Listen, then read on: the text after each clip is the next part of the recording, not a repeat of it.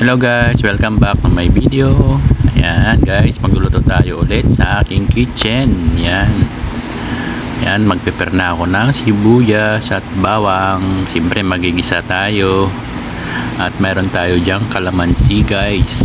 So ang lulutuin natin ngayon ay pork steak. Ayan, parang adobo rin style yan guys, diba? So ayan, pakulo lang tayo ng baboy kasi gusto ko malambot na agad yung ating baboy. Pinakulaan ko na kaagad at patutuyuin lang natin ng baboy doon sa pinakulong tubig, tapos diretso prito. Pinakuluan ko yung baboy guys para diretso natin i-prito mamaya kasi para hindi na tayo magtagal sa pagluluto guys. Karoon lang yung technique ko para sa baboy kung matigas yung itsura ng karne. Pigaan lang natin yun. Bang inaantay natin yung ating baboy. Yan. Ilang pirasong kalamansi ba yan? Mga 10 siguro. Gusto ko yung masing. Yan. Tapos tanggalan lang natin ng ating buto. Tanggalan natin ng buto. Ang technique.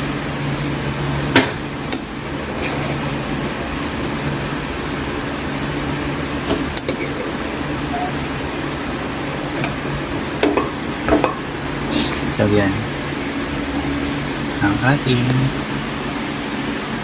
avocado. Ayan guys, konti na lang. Pag natuyo yan, pwede natin yung i-prito.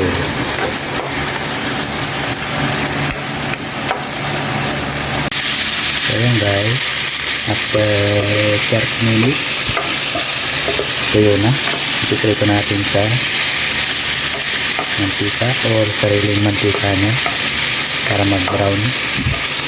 Tapos nagigisa na tayo.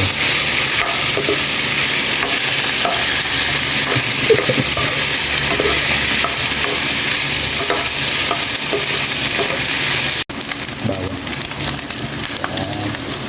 Gisa na natin. Tapos yun. Sibuyas.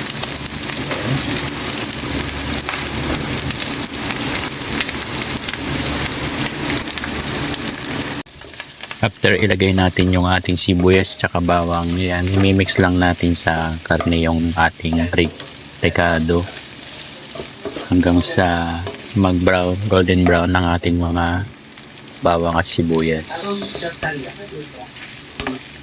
Yun guys. Ayan, parang adobo lang din yan guys. Halos magkaparehas lang sila. Ayan. Isama na natin yung ating toyo at maximize lang natin ang paglalagay kasi baka sobrang alat din naman. Yan. Konti lang yung ating inilagay para lumasa dun sa ating karne ang toyo.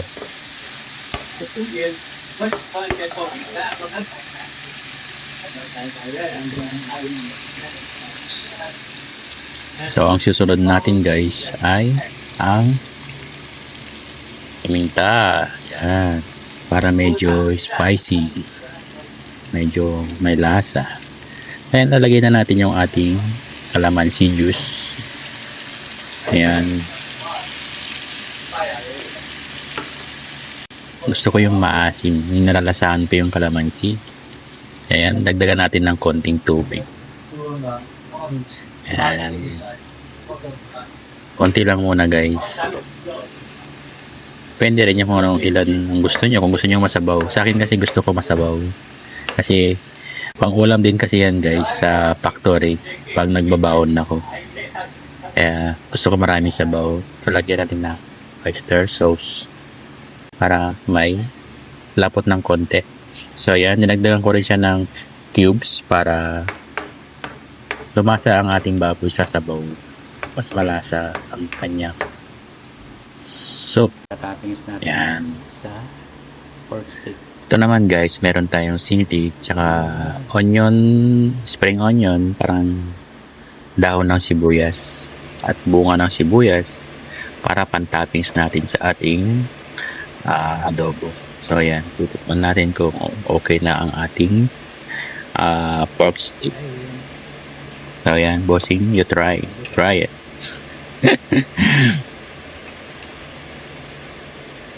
Ayan.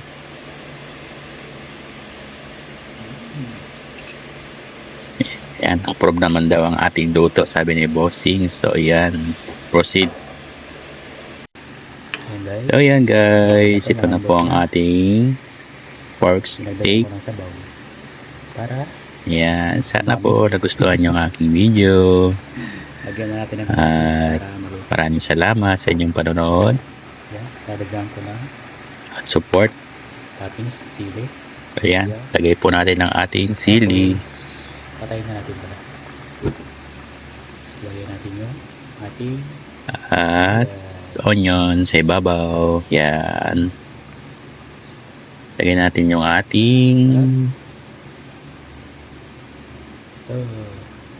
dahon ng sibuyas. So yan, kompleto na ang ating pork steak. Yummy, yummy. Yan. yan. Salamat sa lahat. Have a nice day. God bless all. Guys, ang ating And bye-bye. pork steak. See you next video.